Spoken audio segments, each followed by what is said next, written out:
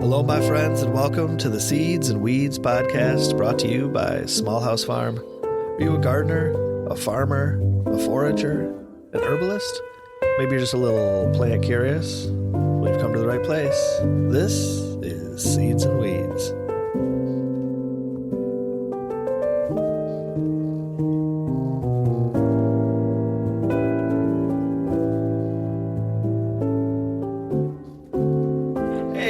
Welcome back to the show. Today we are celebrating the Winter Solstice.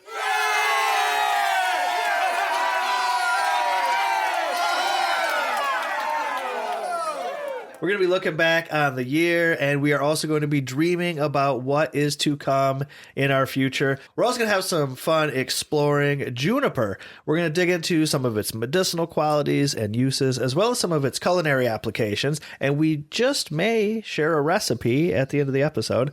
You know, juniper was a big part of our Winter Solstice herb boxes this year, so we really wanted to take a moment to talk a little bit more about that plant.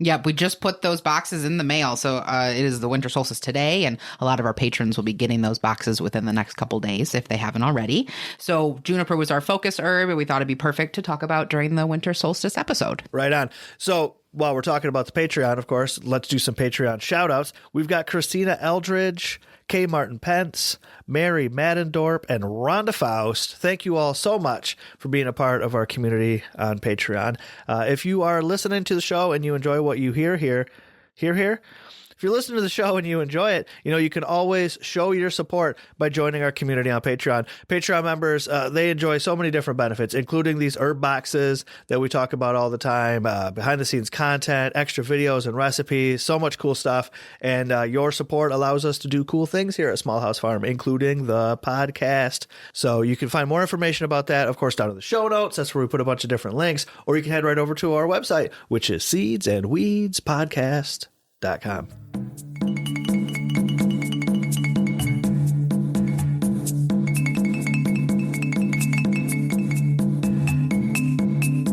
Looking inward at the season of rest and reflection. As the wheel of the year makes its final turn, the temperatures drop and our gardens begin to wane. Soon Earth will be snuggled under a blanket of snow, in many places, and the time for rest and rejuvenation will have returned.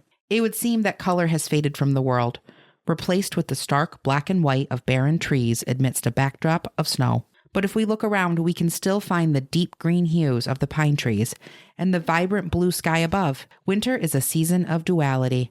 Although it marks the end of one year, it also heralds the beginning of the next. We'll spend these months remembering the lessons learned, but also planning for the adventures ahead. That was really nice. That was an excerpt from my book, Herbs in Every Season. That's the beginning of the winter chapter. And boy, does that describe the season well or what? Yeah, I really felt that. Yeah, for sure. You know, things are winding down. It feels like things are coming to a close. Obviously, we're not out there gardening right now. Some folks are lucky enough to be able to garden throughout the year, but not here in Michigan, most certainly. We are in the slumber mode. You know, everything is dormant. So it's just such a great opportunity to kind of look back at the season and evaluate how everything went, and also to start dreaming and scheming for next year as well. The winter solstice marks actually the longest night and the shortest day. And there's so many holidays that this solstice revolves around, or that also happens at the same time as the winter solstice. Yep. So you're right. This is going to be the longest night. But that means that from here on out, the days are going to start getting longer again. You know, there's going to be more sun, a little bit more sun each and every day. And there are so many different holidays this time of year to celebrate it. So I try to put together a list, and this is not by any means an all-inclusive list. There are dozens of holidays around the world that take place this time of year. They're all following the same theme of celebrating this particular season and the movement of the sun through the sky. So, of course, we've got things like Yule, which is the most direct celebration of the solstice and the returning of the sun. And it's usually celebrated through large bonfires and parties and that sort of thing. We like to have a big bonfire on the solstice here at Small House, actually. Christmas, of course, is a big holiday this time of year. And so Christmas is interesting because it celebrates the birth of the sun. Spelled differently, but thought that was interesting. And, you know, Christmas does incorporate many traditional solstice decorations and traditions, things like the Christmas tree itself, bringing evergreens into the house. Hanukkah of course, is the Jewish festival of lights. Diwali, now this is a Hindu festival, and it happens a little bit early in the year, typically around the end of November, but it is also known as the Festival of Lights, and it's a celebration of the victory of light over dark. Kwanzaa, which is an African-American celebration that lasts for 7 days of celebrating. Sounds pretty good. There's Yalda, which is a Persian celebration of the solstice. Dongzher, which is an Asian festival, which celebrates the very first day of winter, which is the winter solstice, right? And up in Canada, they've got Boxing Day, which takes place usually on the 26th, the day after traditional Christmas. And that's just a small sampling of the holidays that happen this time of year. And the theme seems to be with most all of them is celebrating the seasonal transition and how the days are starting to get longer again, which is really nice because we're ready for it. I mean, winter's really just kicking off here, and I'm already ready for it to be over. Yeah, it's hard to keep functioning when, for us, the sun goes down around 5 o'clock. So to have the whole evening without sun is hard. But knowing it really gives me some motivation, knowing that the winter solstice is the longest night, and then it just will keep getting better from there. So hold on tight, and we'll be at spring before we know it. Right. And of course, this is northern hemisphere. In the southern hemisphere, it's the opposite. So for all of you listening from below the equator, happy summer, I guess, right? So lucky you. We like to utilize this time of year as a season of reflection, which, you mentioned in the excerpt that you read there, and we've kind of been talking about a bit already, is, this opportunity while we're inside to just kind of think about all the things that have happened through the year. So I thought it'd be cool if we could go through some of last year's accomplishments and, of course, some of the challenges that we face as well. So we should start. Let's specifically dig into looking back at some of the things that have happened here on the podcast. Yeah, as far as the Seeds and Weeds podcast go, we actually started this year off with a completely new format. Bevan was on his own for the first 2 years, 2023, 2024. He was a sole single host that, for the most part, interviewed other people. Almost every episode was an interview, and it was every other week. It was twice a month when we started, and it was a lot of interviews. And it was just me doing it, like you said, and that was cool, I guess. Just fun. I really enjoyed all the conversations that I got to have with folks. That was really nice. But yeah, starting this year, we brought Heather in, and that has been way fun. It's been super fun having you here to do this with, and the people that share their feedback with us. I seem to really enjoy the new format a lot. They love having you here with us.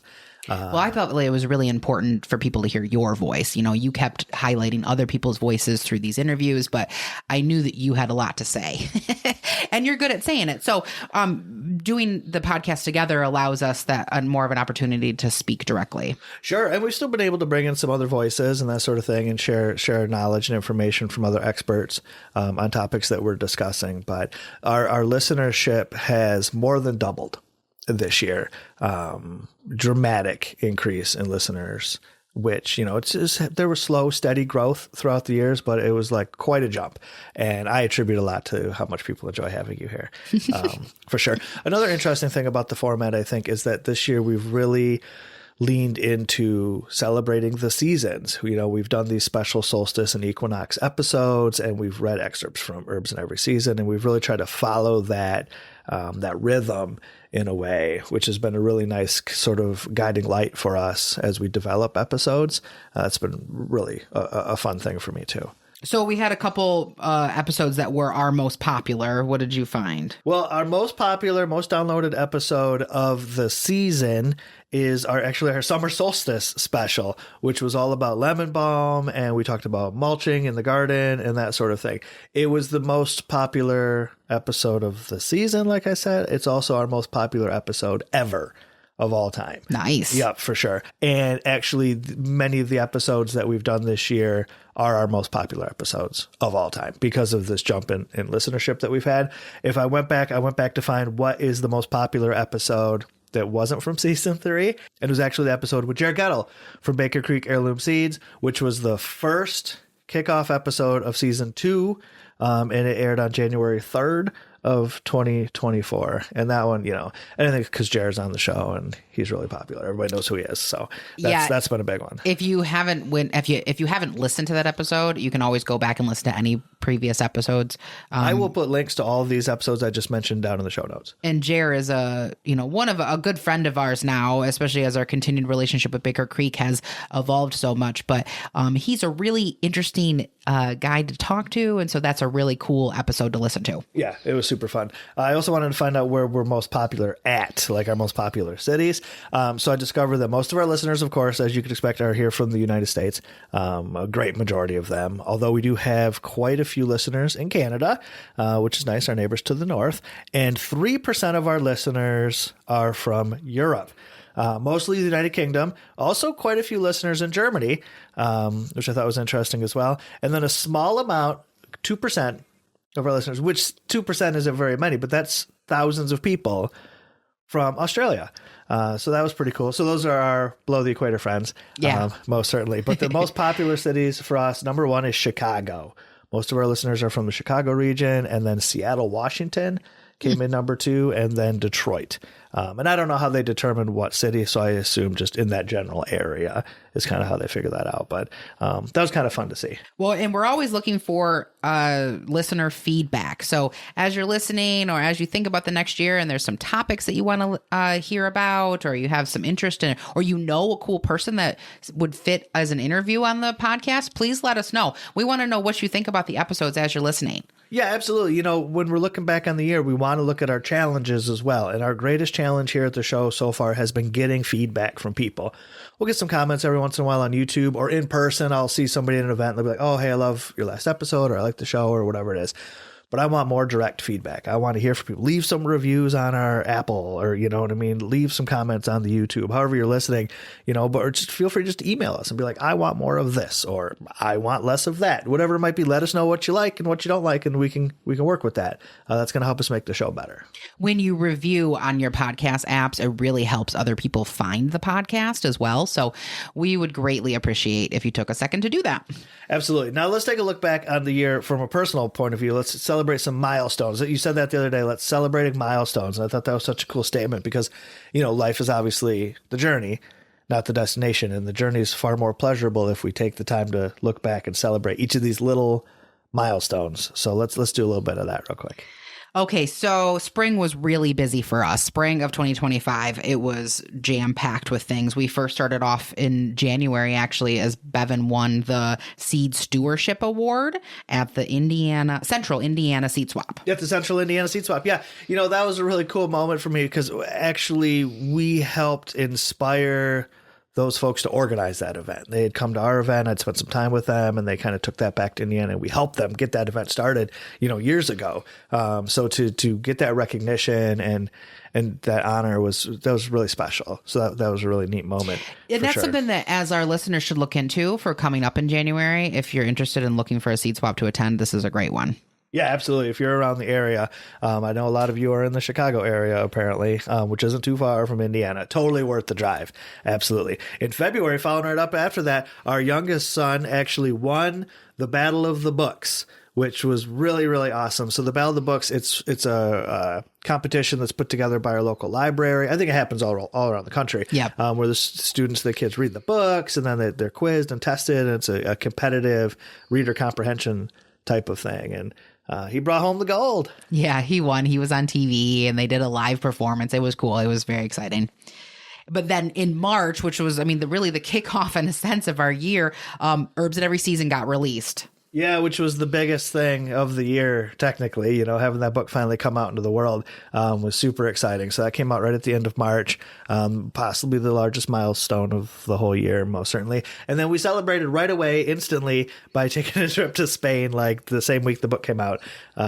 We had to take off to go celebrate all of our hard work. And there are certainly some highlights to the trip to Spain as well. So all 4 of us flew into Barcelona and we had a great time. Yeah, we did. We went down to the village of Tarragona, which was really exciting. We took the cable car up Montserrat, which is, I think, one of the greatest highlights of the whole trip. That was exciting.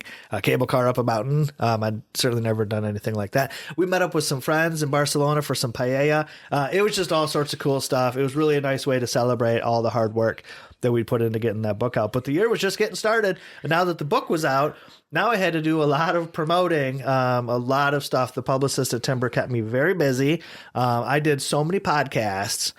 I don't even know. I didn't count them. It was a lot. Multiple a week. I was on a lot of podcasts. Definitely. And then he traveled all over the country. I did. I was all over the place. I went to Texas for a homesteading festival there. I did the Modern Homesteading Conference in Idaho. We did the book signing at Mountain Rose Herbs in Seattle, Washington, which was really cool. We all went to Iowa together for the Seed Savers Exchange Conference, the 50th anniversary conference. We all went to that. That was a good time. The kids came, and that was a really neat adventure. Obviously, we did Indiana, and then we went down to Missouri to Baker Creek, to the Baker Creek Heirloom Seeds, their Fall Fest. We went down there to help out the seed swap and do a talk, but you were doing double duty on a lot of these trips, Seed Savers Exchange, Baker Creek. We were there to enjoy it and be a part of the event, but you were also taking a lot of photos. Taking photos for this next manuscript that we just turned in November. So all year long, we were really focused on that, even though we had released herbs in every season and we were focused on the marketing for that. But in the background, we were also prepping for this next book. And then actually in August, Ben got ordained and became a minister to officiate a wedding. Yeah, technically I'm a Reverend Bevan Cohen. So on top of the traveling outside of the state, he also did a lot more local, or I guess, Midwestern events, and he totaled them up. What'd you get? I couldn't even believe this. I added up. So I counted everything, even stuff out of state and all over the place. So this year I did a grand total of 96 in-person events, programs, lectures, workshops, whatever it might be. 96 of them this year. That's hardcore. It was a lot. Yeah, that was a lot. About 4 short of 100. When I was getting up close, I was like, oh my gosh, am I going to hit 100? And I didn't make it, but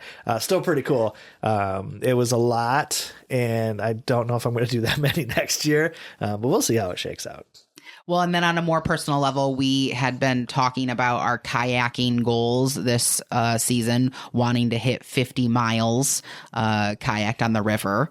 And we did it. We not only hit 50, but we actually made it to 70 miles. And another thing that we should be proud of is I was notified that in November, the Seeds and Weeds podcast was named the Good Pods Podcast of the Month. Ooh, da-dun-da-dun. Yeah, I don't know exactly what that means or how they determine that, but that's still pretty neat. I'm going to guess that they determine that because our listeners are the coolest.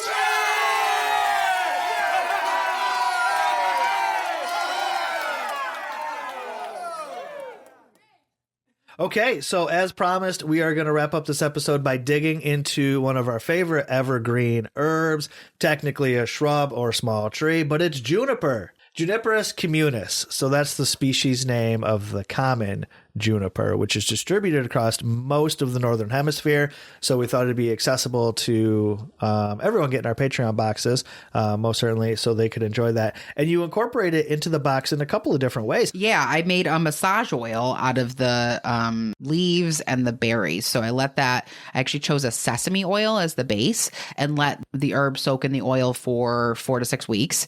And then I was pleasantly surprised by the scent that this oil held after I strained it out. It was really good. I was very excited about it. Yeah, it did smell so nice and bright and fresh. It was really fantastic. Sesame oil is a good choice here because sesame oil is quickly and easily absorbed into the skin. So juniper is anti-inflammatory. So this is going to be a really nice massage oil for arthritis, inflammation, joint pain, that sort of thing. From the mild pain relief. So even sore and tired muscles are going to benefit from that. It's a soothing, nice oil. But I think even just that aroma, that carries something with it as well that's beneficial for whoever is lucky enough to be massaged with this oil. And then I also made these herbal steam bags. This was something that I've never experimented with before, like on this scale, but I basically took a mesh bag and filled it with herbs with the intention of then you take a boiling water in a bowl and put your bag of herbs in it, and then you put your head over the bowl and inhale the steam from the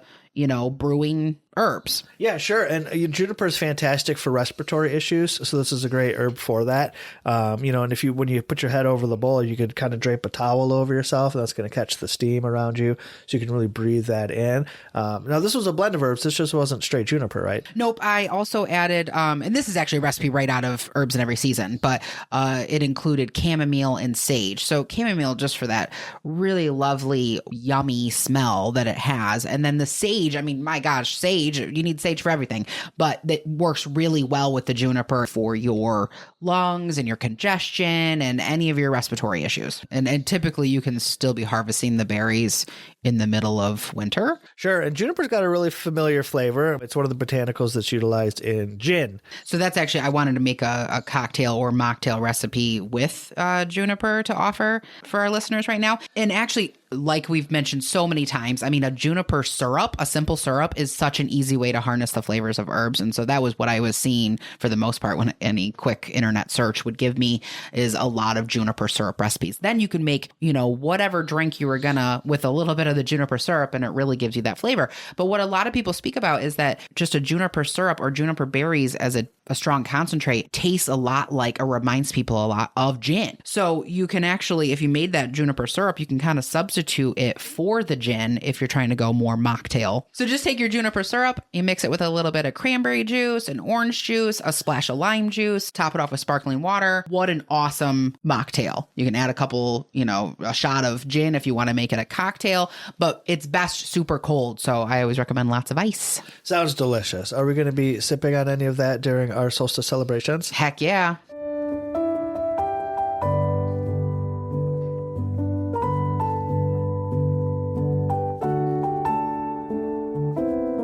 Well, here we are at the end of yet another show and another year together. Thank you so much for spending some time with us. Of course, thanks to Heather for being a part of the fun. Remember, if you enjoy the podcast, you can always show your support by joining our community on Patreon. You can find a link to that and so much more at seedsandweedspodcast.com. Thanks again for joining us, my friends. It would be a blue Christmas without you. From all of us here at Small House Farm, happy solstice. We'll see you next time.